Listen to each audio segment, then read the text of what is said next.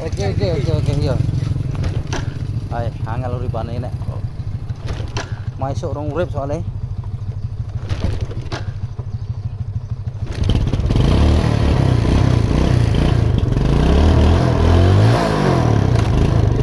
Jalan.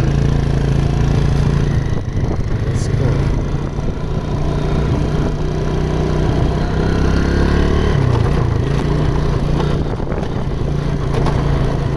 Oke, baiklah. Assalamualaikum warahmatullahi wabarakatuh. Ya, apa kabar para sobat Tran dimanapun Anda berada? Kita bertemu lagi ya bersama saya Mariono. Sore ini sahabatku,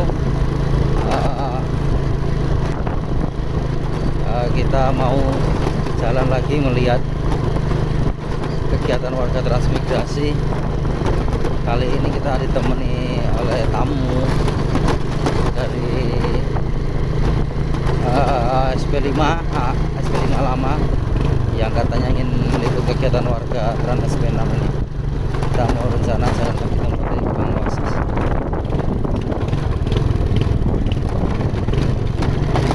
Ini kita melewati jalan tampaknya melewati sawah, jembatan sempit. Ini parah ya jembatannya, curam-curam. Wow. Mengerikan.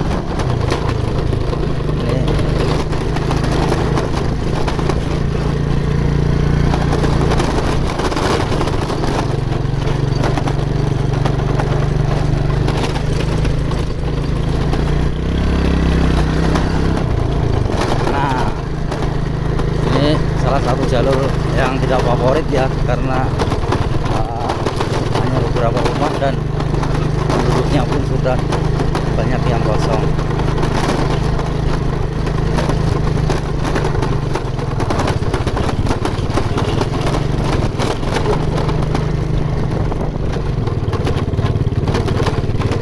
Bang, itu mancing.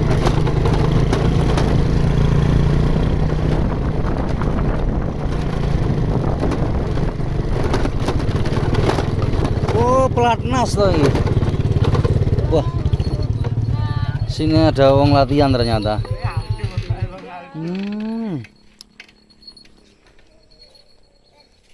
Ini juragan nih bos Wasis. Enak. Piye? Sehat bang.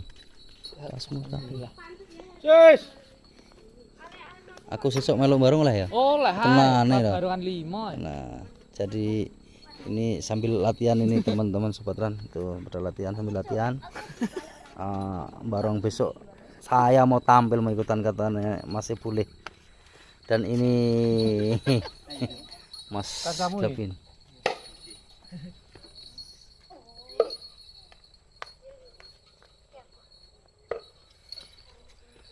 Ini si anu ki, si bose. Ning jero kalau wong Apa.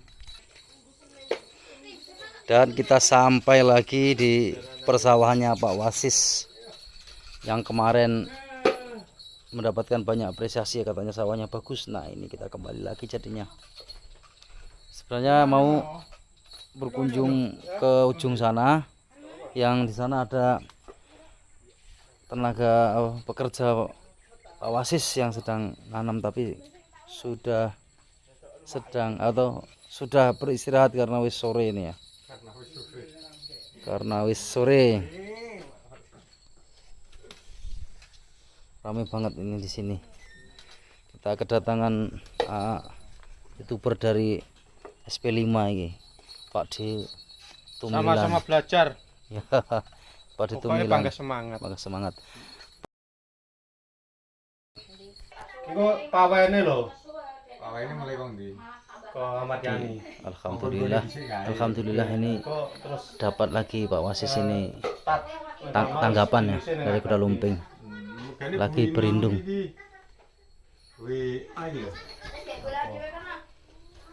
Ndak usah nggo alat.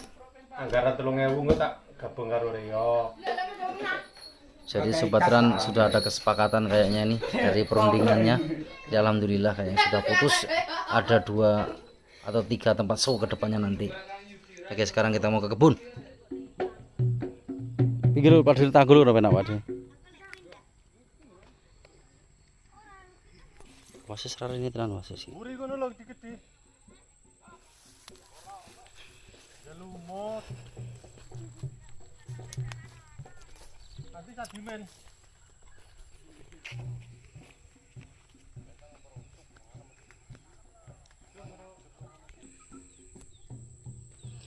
Nah, Sobat Ran, saat ini kita sudah sampai di lokasi ataupun di tempat yang akan kita bikin video saat ini. Tepat saya berdiri. Nah, ini ada pakarnya transmigrasi yaitu Pak De Tumilan. Nah, Pak De, sore kali ini saya mau nanya-nanya banyak ya Pak De, boleh kah? Bisa. Jadi Pak De, di transmigrasi ini kan spesifikasi lahan kita ini apa? Pasang surut Pak De ya? Lahan basah. Lahan basah ya. Jadi banyak yang nanya, lahan basah seperti ini kok bisa sih warganya menanam seperti palawija dan sayur. Cara pengaturannya gimana Pak De yang sepengetahuan sampean? Baik, untuk mungkin ini sebatas sepengetahuan bukan PPL ya. Iya. Sering. Artinya kan kita sesama warga transmigrasi untuk mungkin pengetahuan tentang lokasi lahan basah harus seperti apa kan masih ada keterbatasan. Tapi ya yang selama kita praktekkan sih, iya. memang intinya kita harus membuat tanggul seperti itu. Ya. Nomor 1 lah. Oh begitu. Nah kedua dengan kondisi tanggul kalau sudah ada itu mungkin bisa ditanami sayuran bahkan tanaman tahu. Nah mungkin kalau yang seperti ini ya Mas, ini kan otomatis masalah air kan masih istilahnya enggak bisa 100% habis ya. Oh. Nah, artinya itu kalau menurut cerita teman-teman BPL itu katakanlah masih mengandung pirit. Pirit ya. Nah itu harus memang setelah dibuatkan tanggul seperti ini, mungkin semacam pintu air yang sifatnya itu supaya untuk apa ya namanya ya keluar masuknya air itu stabil normal. Oh iya. Ya katanya sih, ini katanya kalau saya cuman mengopi dari teman-teman BPL. Iya. Dengan kondisi apa lokasi yang sudah ada paret sering keluarnya masuk itu katanya bisa mengurangi racun-racun yang ada di begitu kami. Ya. Itu ceritanya seperti itu. Jadi dekat kita duduk ini Pak De, kita berdiri ini di sebelah kanan ini kan sungai ya. Ini sungai. Jadi seperti inilah contoh tanggul ini ya Pak De ya. Tanggul seperti ini seharusnya nih menjadi tanggung jawab pribadi atau tanggung jawab Pak De, atau tanggung jawabnya pemerintah setempat Pak De. Ya. Oke. Setahu saya masalah tanggul sebenarnya kan memang program pemerintah toh Mas. Ya artinya kalau yang mandiri enggak selebar ini. Enggak selebar ini Pak De ya. Sebatas 30 cm itu yang sering kami lihat itu mandiri. Oh gitu. Tapi kalau memang sudah setebal ini, selebar ini kalau enggak diprogramkan lewat dinas terkait, memang masyarakat juga enggak mampu. Enggak mampu ya Pak De, artinya membuat tanggul sendiri ya. Ini kalau tempat Pak De Tumilan di SP5 ya, jauh-jauh dari SP5 lama ya. Di SP5 gimana kondisi air, apakah berbanding gimana dengan SP6 gitu Pak De? Ya sebenarnya sih kalau kita lihat dari awal sebelum sama-sama kita olah sih hampir mirip-mirip aja sih lokasi mirip-mirip aja ya yang ada di seputaran Tanjung Palas Tengah ini, tapi intinya memang ada lebih dan ada kurangnya. Memang kalau di tempat kami ya. Khususnya SP5 itu memang datarannya agak tinggi dibanding ya betul SP6 ini. Jadi untuk segi tanaman pun mungkin beda Pak De ya. Kalau di sini kan mungkin tanamannya ya yang harus ekstra basah-basahan ya, mungkin seperti padi dan sayur-sayur yang tahan air. Kalau di SP5 rata-rata mayoritas sana apa Pak De? Masih bertani atau berkebun sana? Kalau di sana tuh Mas, untuk petani SP5 memang dulu waktu setahun 2 tahun itu memang hampir katakanlah 80% memang seperti inilah nanam padi. Tapi dengan berjalannya waktu sepertinya kan kurang menguntungkan. Jadi untuk saat ini sudah beralih ke tanaman sayuran dan buah-buahan. Buah-buahan ya. Jadi kalau di SP6 ini kan untuk buah-buahan dan tanaman tahunan kan masih kurang lah Pak. Intinya masih sangat krusial masalah air, jadi masih bahaya begitu. Jadi kalau SP5 ini sudah bisa dibilangkan sudah mantep lah tingginya. Itu kira-kira sudah banyak kah warga sana tuh yang atau menanam tanaman tahunan lah? Ya kalau di sana itu dari kita ambil katakanlah 70% masyarakat yang masih aktif di sana. Iya. Itu dari anggaplah 70%. Dari 25 itu memang itu sayuran. Nah, yang mungkin sekitar 45 itu buah, Mas. Oh, banyak begitu. buah. Artinya memang kalau aku sendiri kan pelaku, jadi Ya, betul, kalau betul, kita betul. menanam yang namanya buah tahunan itu enggak begitu repot dibanding sayuran yang intinya kan Oke. bukan pasang lah kalau sayuran. Iya. Dan lagi Pak De, kan di transmigrasi kita ini ya, namanya apa? Food estate. Nah, ini banyak yang nanya Pak De, ini seru nih kemarin ini. Kenapa toh ini transmigrasi Tanjung Bukau nggak tanam sawit begitu? Nah, ini perlu sampai jawab nih. Ya sebenarnya ini sudah kami selaku warga Tran dengan program food estate itu pernah Mas, kami mungkin waktu baru datang belum ada setahun. Kami memang dipanggil dari Dinas Transmigrasi. Nah, di situ kita ditempatkan di hotel Tanjung Silar, lupa namanya. Iya. Memang di situ dihadirkan beberapa perusahaan. Dari kalau nggak salah dulu itu dari Miwon, seingat saya. Iya.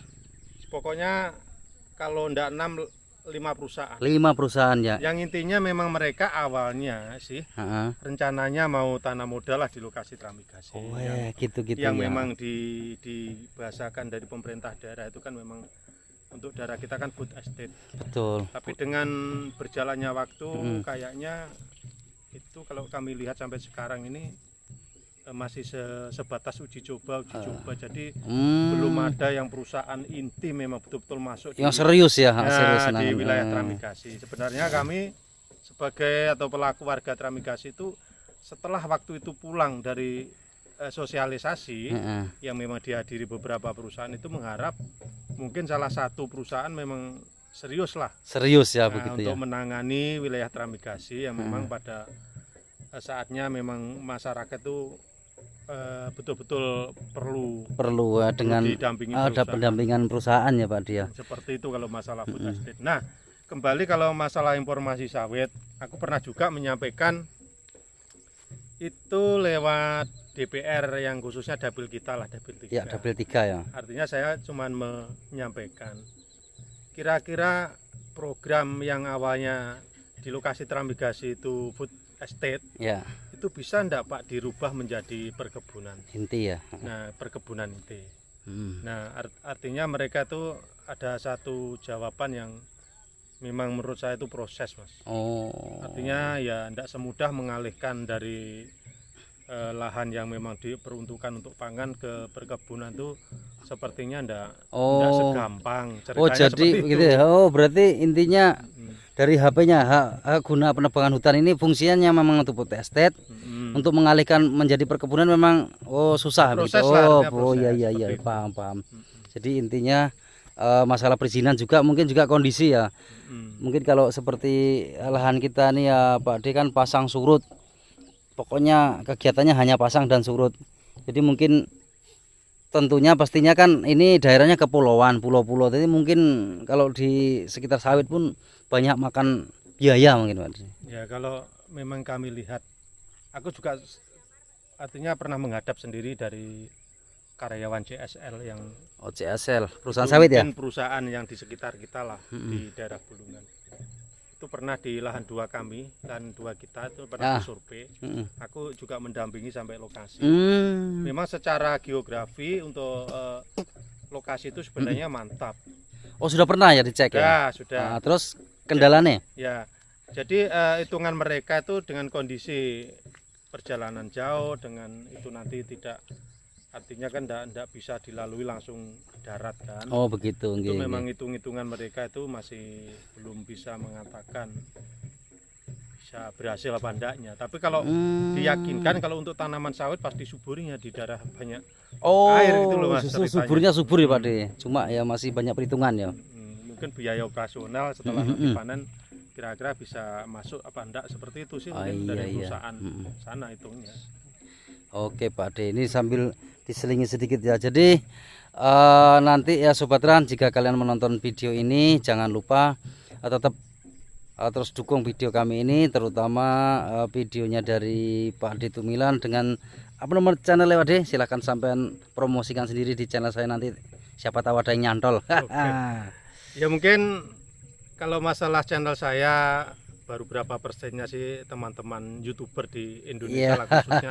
Kami enggak terlalu jauh menyebut ke luar negeri. Iya. Ya kami punya channel Pejuang Tramigasi 5. Iya, jadi Nah, kenapa saya tuh menyebutkan Pejuang Tramigasi? Memang saya kan memang domisilinya di Tramigasi. transmigrasi ya. Jadi kita berupaya menyampaikan berita terbaru lah Seputar seputar transmigrasi ya, aja. jangan lupa dukung channel saya Siap. supaya nanti kami tetap semangat Bikin video-video membuat video yang mungkin di transmigrasi. lokasi Tramigasi. Seperti itu Mas. Oke, siap Pak D. Ayo kita jalan lagi Pak D. Sambil ngobrol-ngobrol kita jalan. Oke. Monggo. Nah Pak D, ini kita sudah sampai di ujung kembali ya. Seperti yang Pak D lihat ini di kanan ini adalah contoh lahan basah yang kita miliki seperti ini. Ini dengan kondisi masih berapa persen, belum full pasang ya Pak D ya. Iya. Nah, seperti ini memang cocoknya tanamnya apa Pak D? Ya kalau lahan seperti ini Mas, ini ya untuk kita lihat sekarang ini memang genjer sih. Genjer ya. Genjer ya. Tapi ya paling tidak memang sudah ada konsep lah. Berkesep Hampir ya. rata-rata di tempat sekitar kita dengan kondisi lahan basah seperti ini. Ini kalau di sini kan memang ya padi lah yang paling mungkin cocok. Padi ya. Padi. Masalahnya kalau memang mau ditanami sayuran harus perlu yang namanya Bedengan biddingan atau tanggul. tanggul. Sedangkan tanggul itu kan untuk biayanya itu enggak sedikit lah. Betul. Bisa artinya terbentuk gundukan itu perlu ratusan Iya. ribu juga mungkin jutaan lah, seperti itu. Kami asal Tramigasi itu angkatan Tulungagung. Tulungagung. Nah, kebetulan memang istri saya orang Tulungagung, Oke. tapi kalau saya sendiri asli Kabupaten Kediri Mas. Kabupaten kelahiran Kediri. Jadi warga Di Jawa Kediri, Timur. Kediri Jawa Timur. Gimana Pak D? Harapannya melihat tran demi tran yang sering Pak D kunjungi, yaitu yang sering Pak D bawahi lah, yang biasa dampingi dari 3 SP ini. Harapan perkembangannya gimana dengan 8 sampai 9 tahun yang berlalu ini? Ya kalau kami lihat ini kita bicara masalah penduduk aja lah ya. Oh, Yang- nggih, silakan Yang monggo. penduduk memang pada saat ini kalau kami lihat sendiri dari beberapa SP ya kita bicara 3 SP aja lah dulu. Iya. Kalau yang lain-lain itu nanti mungkin kalau kita ada waktu bisa lah Oh iya. berkunjung ke sana. Nah yang untuk 3 SP itu Mas, ini mulai dari SP 5 ya. Nggih. Itu dari 400 KK itu memang yang 200 lokal, yang 200 dari asal.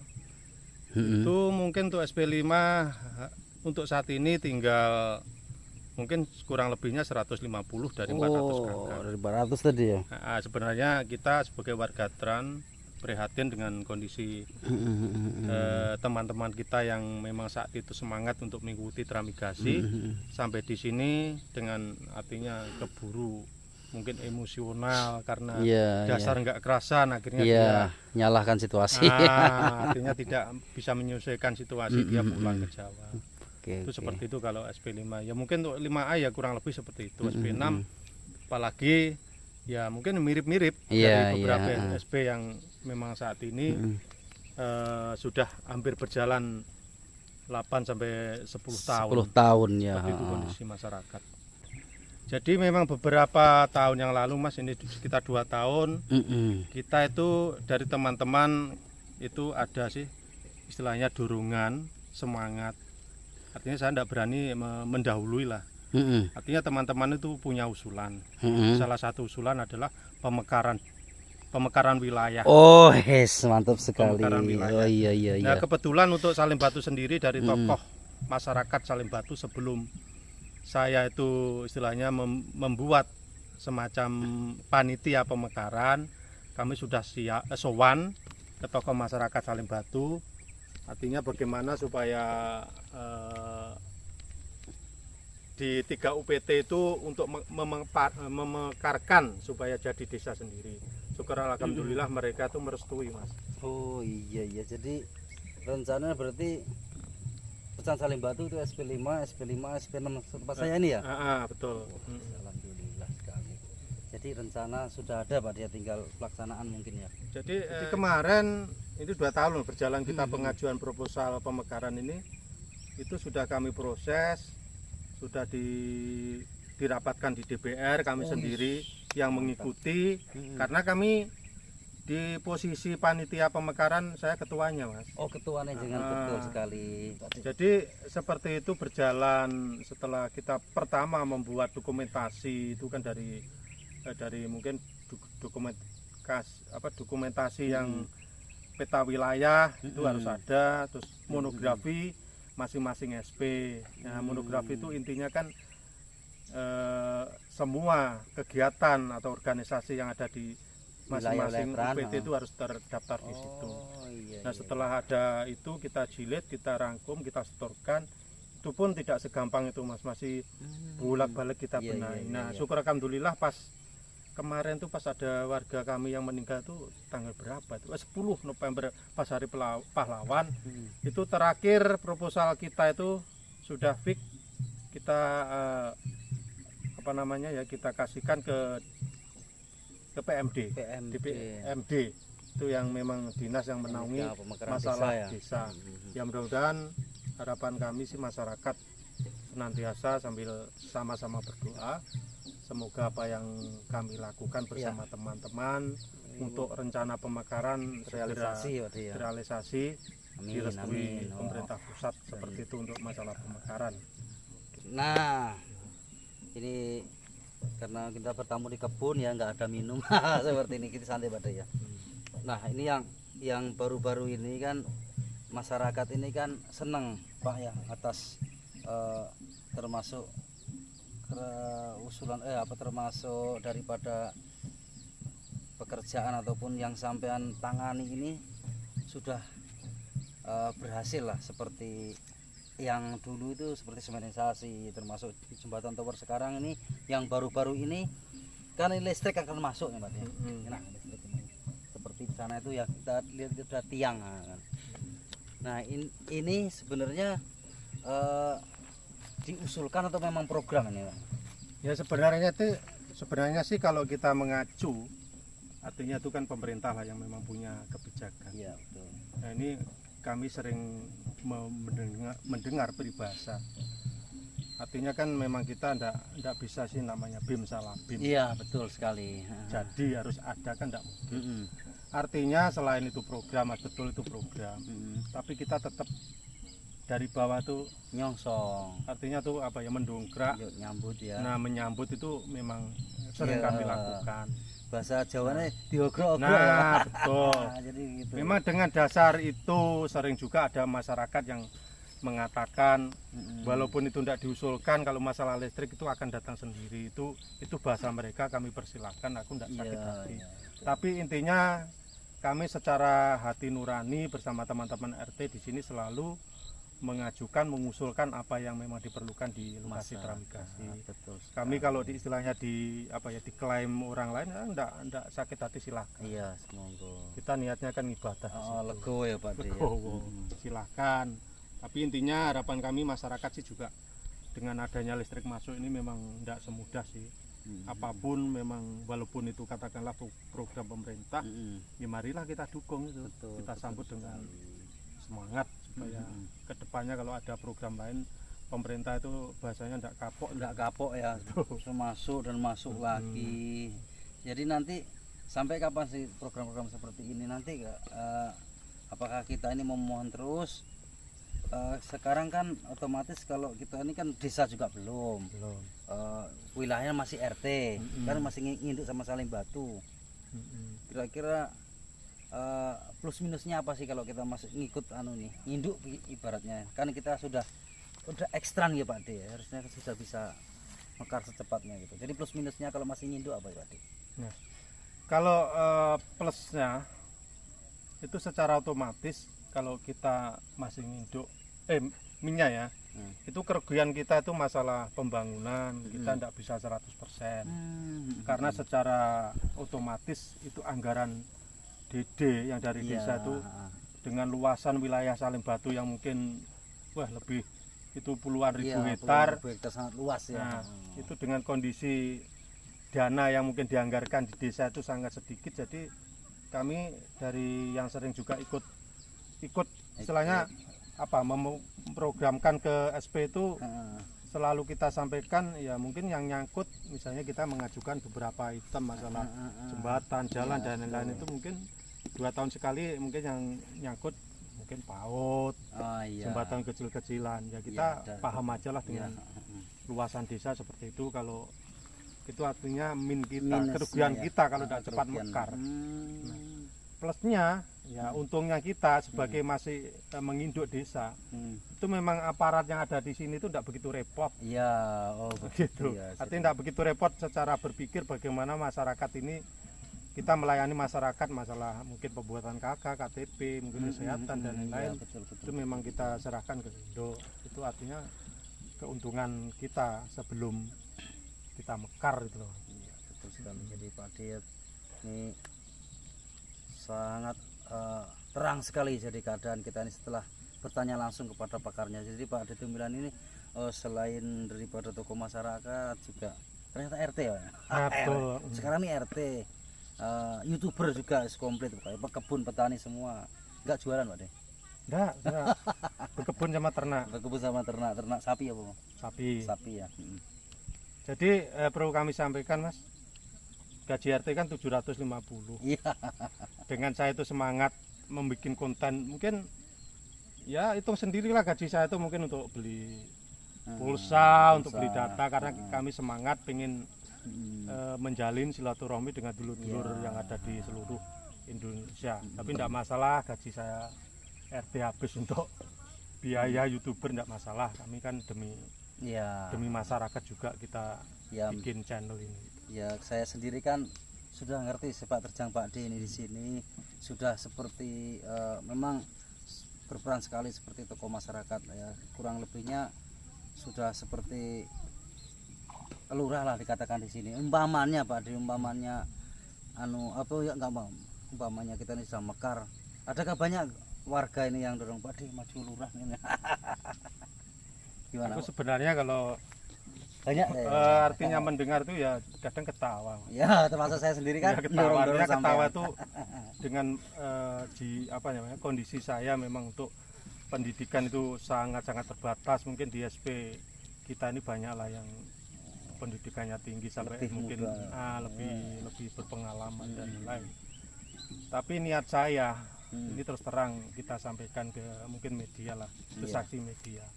Jadi selama kami berbuat di SP5 itu terus terang saya tidak ada indikasi yang namanya saya itu pingin punya cita-cita dengan dompleng kegiatan saya untuk mungkin dekat dengan masyarakat. Itu nanti kita serahkan ke masyarakat. Setelah itu nanti proposal istilahnya deal lah, clear, kita kembalikan ke masyarakat. Kami secara pribadi ikhlas, walaupun toh nanti misalnya sudah jadi desa, masyarakat tidak menyalurkan saya juga ikhlas. Tapi kalau istilahnya masyarakat menyalurkan saya juga, saya itu juga tidak segampang menjawab. Artinya itu kan amanah. Amanah. Jadi nggak segampang maju Pak Ade. Artinya banyak perlu dipertimbangkan, itu amanah. Nanti saya yang maju ya. Aku khawatir salah Mas Nodi. Berat. Betul, seperti itu kalau jadi, kondisi saya tuh. Ya, Pak Ade ya, ini sudah sore, mau kemana lagi kita ini? Ini sampai terima kasih pokoknya sampai ini sudah berkunjung di Transmigrasi SP6 tempat kami, sudah melihat-lihat keadaan transmigrasi kami yang seperti ini, mungkin yang lebih notabene lebih pendek daripada SP5 tempat Pak Ade. Ya, terima kasih kunjungannya. Nanti di lain waktu saya gantian di sana, kita baca Pak Ade boleh ya? Bisa, mungkin masih banyak pertanyaan saya masih banyak pertanyaan karena ini waktu sudah mepet, ini saatnya kita ngimamin ya. Nah, mungkin saya perlu sampaikan ke teman-teman transmigrasi yang pada saat ini sudah pulang, Iya, iya, ini pesannya. Karena kondisi kita memang pada awalnya sama. Sabar Pak De ya. Sip. Oke. Jadi Pak De ini sangat terharu dengan teman-teman yang sudah pulang yang diperjuangkan keadaan begini. Oke, kita mau jalan dan terima kasih Sobat Tran. Selamat sore, selamat beristirahat. Terima kasih telah mendukung channel kami berdua ini. Mudah-mudahan sobatku sehat selalu, mudah rezekinya dan dilancarkan segala urusannya. Jangan lupa tetap terus dukung channel Sobat Transmigrasi dan juga channel Pejuang Transmigrasi 5. Selamat sore dan assalamualaikum warahmatullahi wabarakatuh. Oke.